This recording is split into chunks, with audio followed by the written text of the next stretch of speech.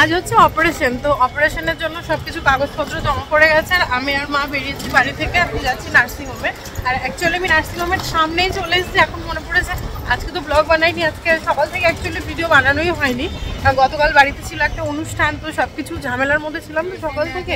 এই জাস্ট মানে বেরোলাম তাড়াহুড়ো করে, খুবই তাড়াহুড়ো করে বেরোলাম। স্নান করে খাওয়া দাওয়া করে পুজো দিয়ে, মানে অ্যাকচুয়ালি স্নান করে পুজো দিয়ে খাওয়া দাওয়া করে তারপরে। আর মা ছিল, যেহেতু মা রান্না করেছে, পাপানকে খাইয়েছে সকালে, পাপানের স্কুল ছিল। আর আমরা এই যে চলে এসেছি হসপিটালের সামনে।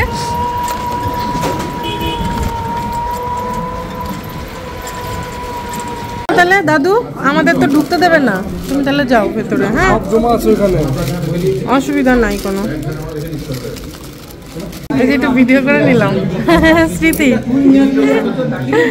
ঠিক আছে যাও, টেনশন করো না, আমরা আসি নিচে, টেনশনের কিছু। হ্যাঁ হ্যাঁ যাও। এই যে কত মানুষ যাচ্ছে দেখো, দল ধরে যাচ্ছে। ও দাদু অপারেশন করতে দল ধরে যাচ্ছে, অসুবিধা নাই যাও। মেলা।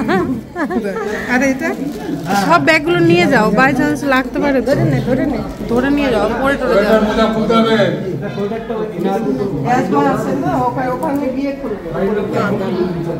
দাদুকে নিয়ে চলে গেছে উপরে, মানে এখন হচ্ছে ওয়ার্ডে নিয়ে গিয়ে বিপি চেক করবে, তারপরে চোখের এই যে ল্যাশগুলো আছে সেগুলো কাটবে, মানে যা যা করার থাকে আর কি, প্রসিডিওর, মুখটুকু ওয়াশ করাবে, তারপরে ওটিতে নেবে। কিন্তু যে ডাক্তারবাবু অপারেশন করবে এখনও আর কি পেশেন্ট দেখছেন, ওনার পেশেন্ট দেখা শেষ হবে, তারপরে অপারেশন শুরু হবে আর কি। ওটিতে বাড়ির লোক অ্যালাউ নেই, দাদু যেহেতু একদম বয়স্ক মানুষ, তো সেই জন্য দাদুর সাথে ওই একজনকে আর কি নিল, ছেলে মানুষ আর কি। ওই মানে আমার ছোটো মামা এসছে দাদুর সঙ্গে, তো ছোটো মামা গেল ওপরে দাদুর সঙ্গে। আর আমি আর মা যেখানে বসে আছি, আর কেউ আসেনি মামা বাড়ি থেকে, তো আমরা দুজনে এখান থেকে এসেছি, আমরা দুজনে বসে আছি। এখন দাদু তো বয়স হয়ে গেছে, এই জন্য একটুখানি আর কি ভয় পাচ্ছে, টেনশন করছে কী হবে। সেরকম কিছু অসুবিধা হয় না, ছানি অপারেশন তো, তবু একটু টেনশনের ব্যাপার থাকে, যেহেতু বয়সটা অনেক বেশি দাদু।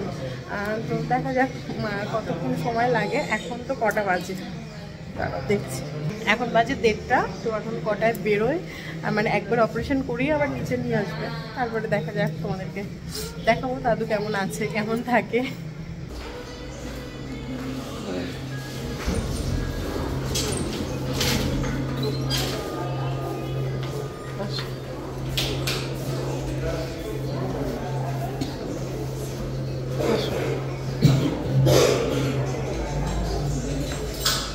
চলো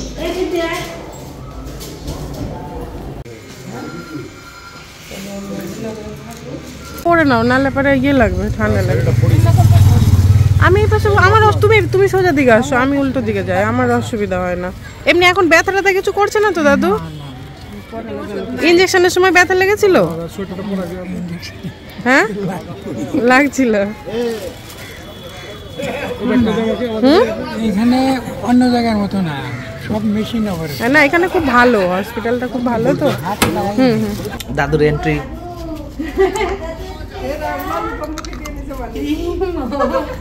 না ও খাচ্ছে, আমিও খাচ্ছি, তার জন্য।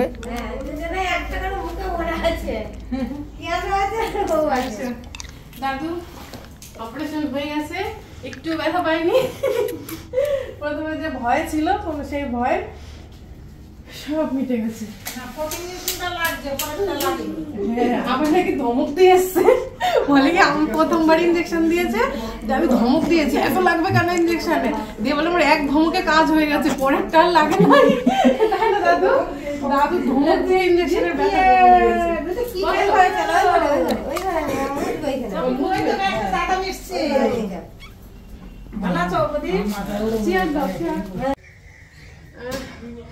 অনেকক্ষণ পরে আবার ক্যামেরাটা অন করলাম, সে দাদুকে নিয়ে এসেছি। এসে বুঝতেই পারছো হসপিটাল থেকে একটা পেশেন্টকে নিয়ে আসলে কতটা আর কি ঝামেলা থাকে।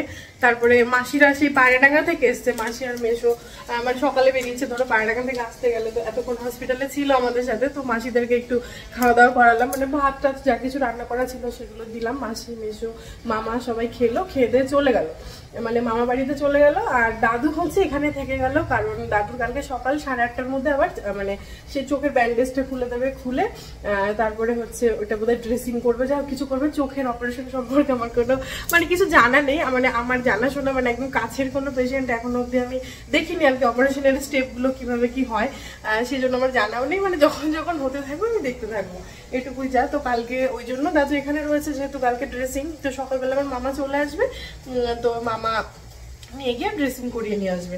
আর এখন আমি করলাম হচ্ছে কফি, দাদুর খুব খিদে পেয়েছে, তো একটুখানি ওই চিকেন আর ওই কি বলে চিকেন তন্দুর আর ওই ফিশ কি ছিল ওটা, চিকেন তন্দুর আর বোধহয় ফিশ ফিঙ্গার এরকম কিছু একটা ছিল, ওরা মানে আনিয়েছিল, তো ওই সেগুলো একটুখানি এক পিস করে খেয়েছে। ওই জন্য আমার এখন একটু চা আর মুড়ি দেবো, আর আমরা খাবো গ্রিন টি, তার জন্য এরকম সব রেডি করেছি। তা মনে হলো চলো ব্লগটা আর কন্টিনিউ করা হলো না। আর দাদুর অপারেশনের ব্লগটা মানে আর দাদুর অপারেশনের ব্লগটা আমি এই কারণেই করলাম, কারণ তোমরা অনেকে দাদুকে ভীষণ ভালোবাসো, দাদুকে প্রচুরভাবে চেনো, দাদুর জন্য অনেক শুভকামনা অনেক সময় অনেকেই করেছো, তো সেই জন্য দাদুর অপারেশনটাও তোমাদের সঙ্গে শেয়ার করলাম। আগে চোখের ডাক্তার দেখানো হচ্ছে, সেটাও তোমাদের সঙ্গে শেয়ার করেছি, সেই আমার মনে হয় তোমাদের ভালো লাগবে, তাই না? আজকে দাদুর যে অপারেশন হলো এটা দেখে।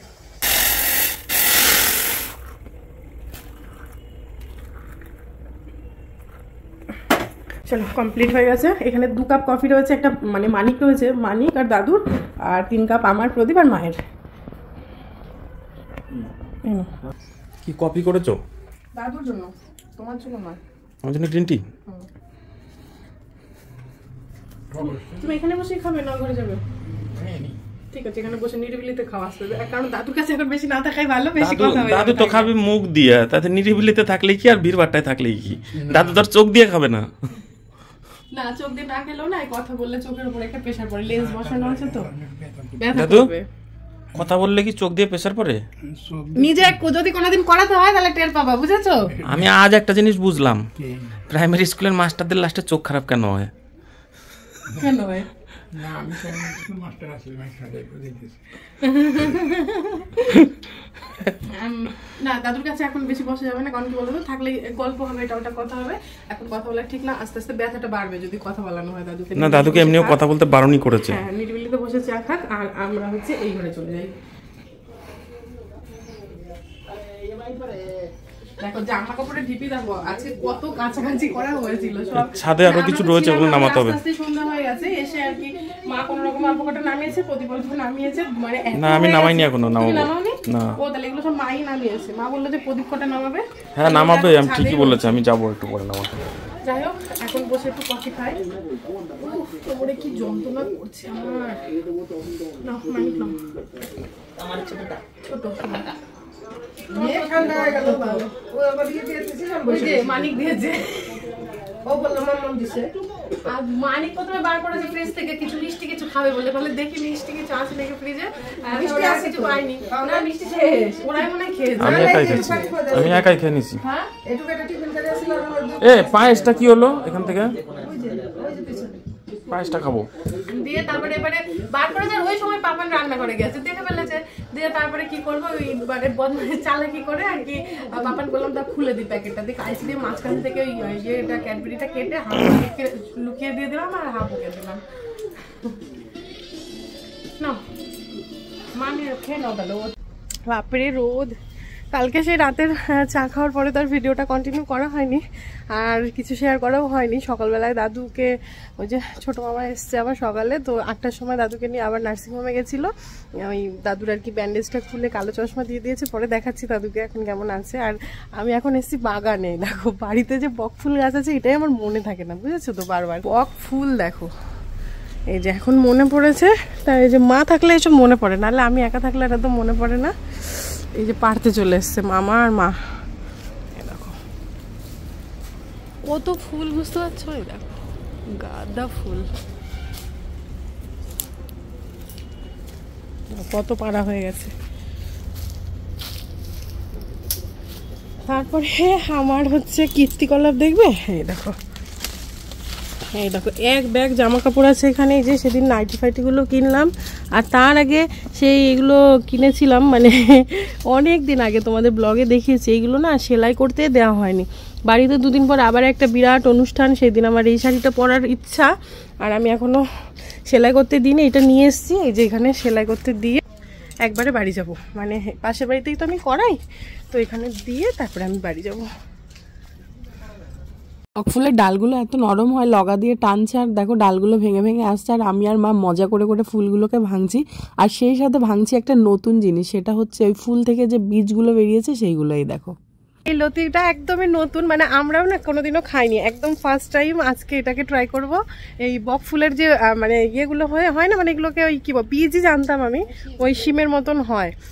তো ওই এগুলো আরও মোটা মোটা হয়, মোটা মোটা হয়ে এগুলোর মানে ফেটে ফেটে বীজ পড়ে সেগুলো থেকে বোধহয় নতুন গাছ হয়, জানি না। যাই হোক সেটাই সিস্টেম, হয়তো এরকমই হয়, কিন্তু অনেক মোটা মোটা বীজ হয়, আমি সেটা দেখেছি। আর এই যে দেখো অনেকগুলো লতি, গাছে তো ভর্তি লতি, কারণ ফুল আমাদের পাড়াই হয় না, আর ঝুলে ঝুলে রয়েছে, বুঝতে পারছো কত লতি। হ্যাঁ সকালে আসলে রোদ কম থাকলে ভালো। এই দেখো কত লতি, তা না কালকে আমার মাসি এসেছিল, তো মাসি আর কি বাগানে এসে দেখে এত লতি, বলেই মা এগুলো খাস না, এগুলো কি সুন্দর। এটা না সত্যি আমরা জানতাম না। তো মাসিদের যেখানে আর কি বাড়ি, মাসিরা নাকি সেখানে খেত শ্বশুরবাড়িতে, সে করিমপুরে, বলে আমাদের ওদিকে সবাই খায় এগুলো, লতি মানে দারুণ খেতে। সেই কচি কচি যে সজনে ডাঁটা হয় না, সেই সজনে ডাঁটা দিয়ে আলু দিয়ে চচ্চড়ি টাইপের করা হয়, মানে পুরো ওরকম টাইপের নাকি লাগে খেতে, একদম লতি যে সজনে ডাঁটাগুলো হয় সেগুলোর মতন লাগে খেতে। তো ওই জন্য আজকে তুলে নিলাম, খাওয়া যায় এটাই তো জানতাম না, তো আজকে তুললাম, যেহেতু খাওয়া যায়, মানে খেলে তো মরবো না, এটা তো শিওর, তাই না? মানে খেয়েছে ওখানকার লোক, মাসি নিজে খেয়েছে, মাসি বলছে আমি নিজে খেয়েছি, তো সেই জন্য আর ওই ভয়টা নেই যে খেলে মরে যাবো, বুঝছো তো। বিষ টিষ আছে এর মধ্যে, কারণ অজানা ফল সবজি এগুলো খেতে তো ভয় লাগে, তাই না? জানাই ছিল না যে বক ফুলের এই লতিগুলো খাওয়া যায়। যাই হোক আজকে নিলাম, আমরা খেয়ে তোমাদেরকে জানাবো, মানে আমরা যদি বেঁচে থাকি তাহলে তো তোমরা জানতে পারলে, তোমাদের বাড়িতে যদি বক ফুলের গাছ থাকে অবশ্যই তোমরা রান্না করে খেও, আর যারা জানো, যারা খাও তারা তো জানোই, কোনো ব্যাপার না, কমেন্টে জানিও যে হ্যাঁ তোমরাও খাও এটা। চলো এটা আজকে, এটা নর্মাল ওই আলু সরু সরু করে কেটে, এই লতিগুলো ছোট ছোট পিস পিস করে কেটে, যেরকম আর কি সজনে ডাঁটা আলু সর্ষে বাটা পোস্ত বাটা দিয়ে চচ্চড়ি করো, ওরকমভাবে চচ্চড়ি করবে, কালো জিরে ফোড়ন দিয়ে, পেঁয়াজ রসুন ছাড়া। রেসিপি বোধহয় দেখাতে এই কারণে পারবো না, প্রচুর ব্যস্ত থাকবো, জানি না, যদি পারি তাহলে রেসিপি অবশ্যই শেয়ার করবো, আজকে না করি পরে একদিন তোমাদের সঙ্গে রেসিপিটা শেয়ার করে দেবো। মানে আজকে প্রচুর সারাদিনের কাজ রয়েছে, আমার মা রান্না করবে, তো ওই জন্য আমি বলতে পারছি না যে আমি রেসিপিটা শেয়ার করতে পারবো তোমাদের সঙ্গে, দেখা যাক কি হয় এখন।